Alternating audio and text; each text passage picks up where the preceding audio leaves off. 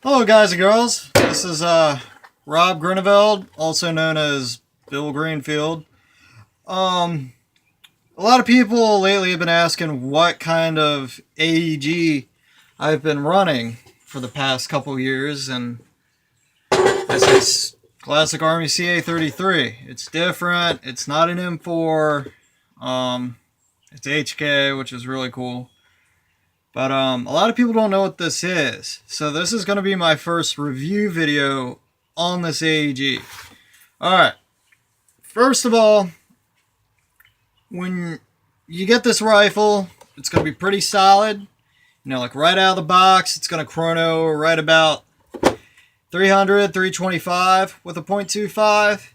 And the range is going to be around 200 feet, which isn't horrible. Now this is a Gen 1 model. It's got the old school wiring, no MOSFET, nothing like that. You know, just stock, bare bones, all that good shit. So, there are things you're gonna want. Get that out. A few things that you're gonna want to look at with this AEG. There are some design flaws. The first one is this plate on your stock. After a while, it's going to work its way out. The screws that go into it will wallow the holes out, and it's just going to be loose and sloppy and eventually come off, which is no bueno. So, what you're going to really want to do when you first get this gun to even foreshadow any of this, to keep it from happening, is go to the store, get some real good 2-part epoxy. I'm using steel weld, steel weld 2-part epoxy. It's black and this weird yellowy nasty stuff, and it's pretty strong. So you're going to want to take the buttstock off, take those screws out, then put epoxy on the screws in the rear end of this plate, screw them in nice and tight, let it sit overnight. It's going to be solid for a really long time. Let's see, second design flaw. Under your motor grip plate, there are no estruncheons in this grip. There's no brass estruncheons. So, say you're doing tune-ups and stuff, it's really easy to strip them out. I've actually had to replace this lower with a really nice, this is labeled as classic Army, but this is actually polymer, not that cheap hard plastic you get with the stock guns. There are still no estruncheons, but it's a lot nicer, a lot sturdier than what you're gonna get. Third design flaw, when you get these, they're gonna come with these pins, which are faux pins. They're actually screw together doodads. They're gonna be flathead, they're gonna be hard to get. So what I did was steal the heads off the pins on a JGG3. They come out more, they're easier to manipulate, and easier to get a screwdriver into for when you want to take this bad boy apart. And you can see how high they're sitting. So, good improvement right there. I guess the last real design flaw is that, I'll show you, because this actually happened to me recently, is that this, from here up, has been known to break with a lot of people. So all through here. So what I had to do is take, that epoxied it in, then it dried. Then the next day, over the seam where the real welds would be on the real HK-33, I had to make channels and cut them across. And I made some pins, some braces out of nails. And I did 5 of them, put epoxy all in that, and it should be a lot sturdier and should have no problems out of her from now on. She's sturdy. All that. There's no real way to keep that from happening. Mine just popped off during a cleaning. So watch out for that if you're getting a Gen 1. I don't know if they made it better with Gen 2. Now we're going to talk about upsides, really. It is metal, full metal construction. The stock set on it is pretty damn sturdy. Let's see. The paddle mag release is metal. You know, nice, sturdy, all that good stuff. Nice and tight, no mag waddle, really. So there's that. Let's see. They do use an M16 or M4 style hop-up unit, which makes things really, really easy to upgrade this. It doesn't even have to take the spring. It's just in there, so you don't have to worry about tension for your compression. These use a full version 2 gearbox. They take a M16 or M4 style nozzle and a long type motor. So lots of upgrades are out there. The only thing different from M16 is your selector plate and your trigger. That's about it.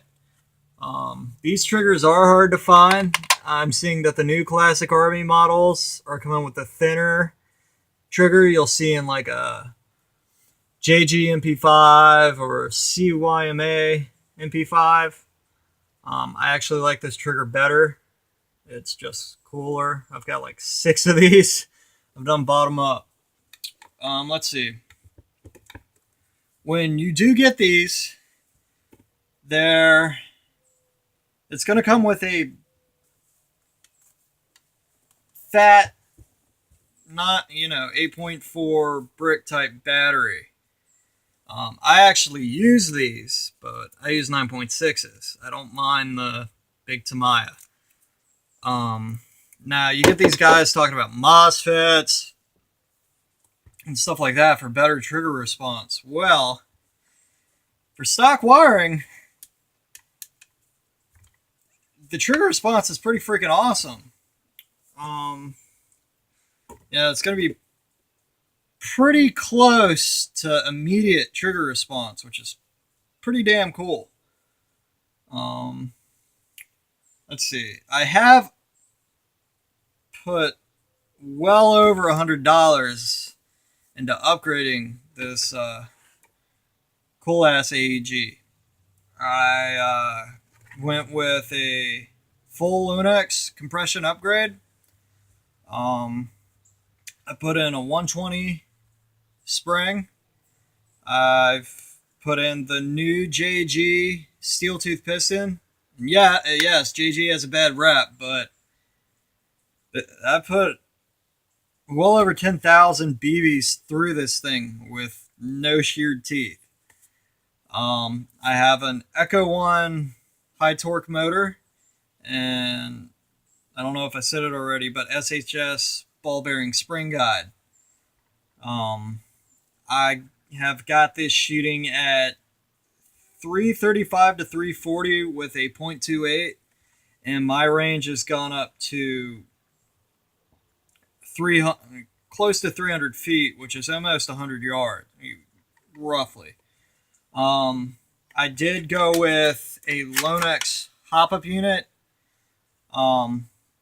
Now, technically I didn't, but I took the internals on a Lunex hop-up unit and put it inside the stock hop-up unit, and it works freaking great. I also did a modify flat hop set inside this AEG and did the Teflon tape mod, and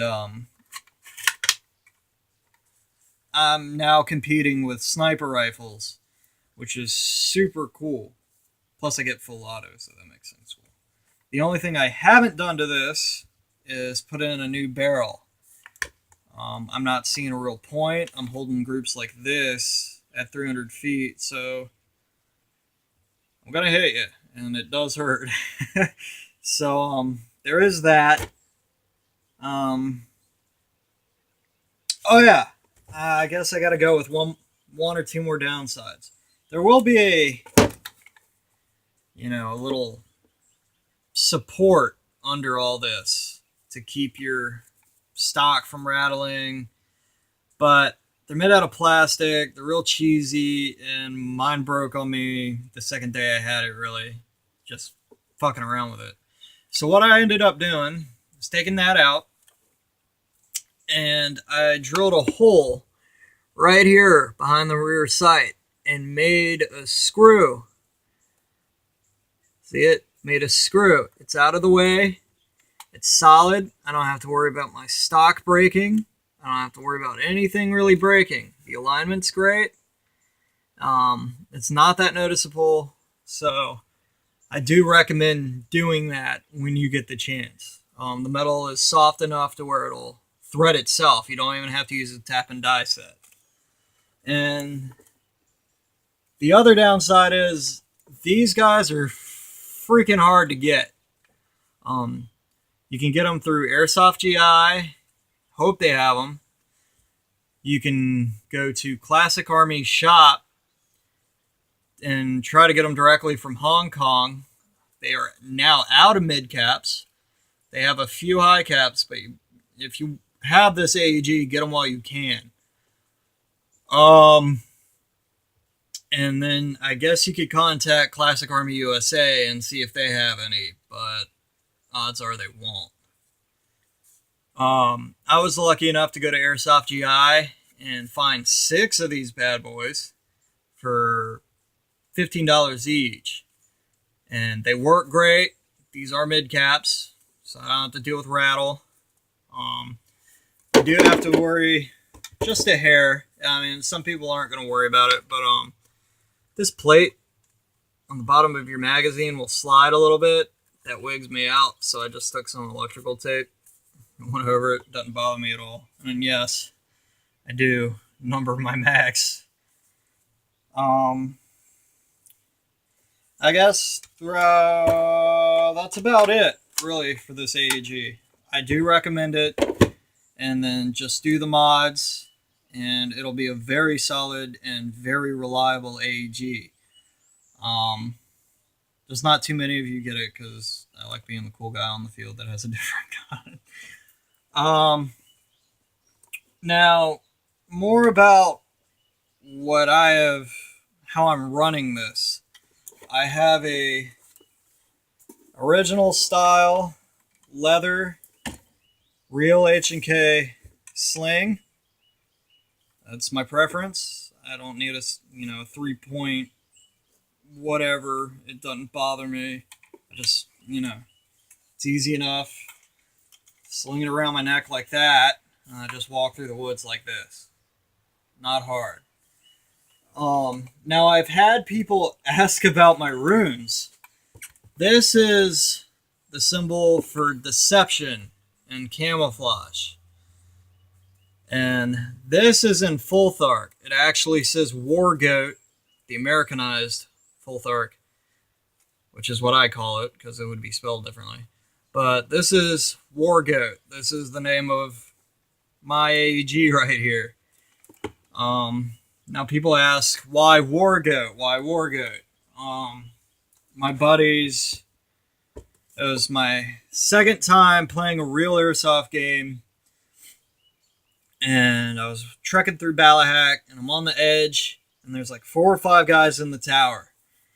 And I get on the edge, lay down, and then just start loading up the tower, wiping out as many of those guys as I can. And I think I got pretty close to all of them. And my buddy Ian's like, God damn, Rob's chewing shit up. He's like a goat. So that's where goat comes from. So I'm goat. This is War Goat. I even put a little goat painted on my handguard just for the hell of it, because I'm a freaking weirdo.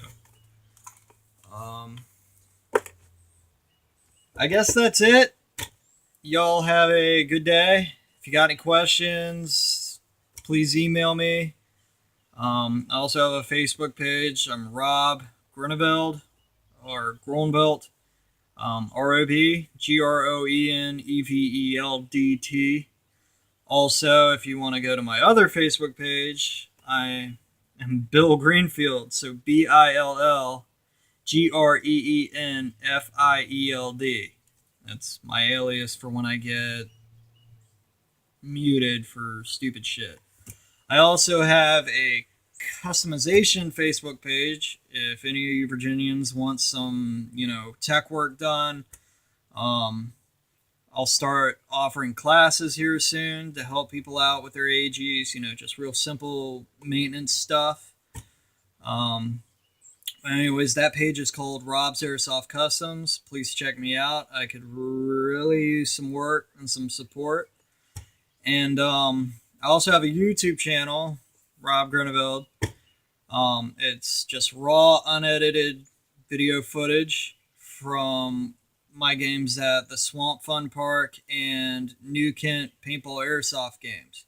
If you've never been to these two fields, I highly recommend them. The people there are very generous, very kind.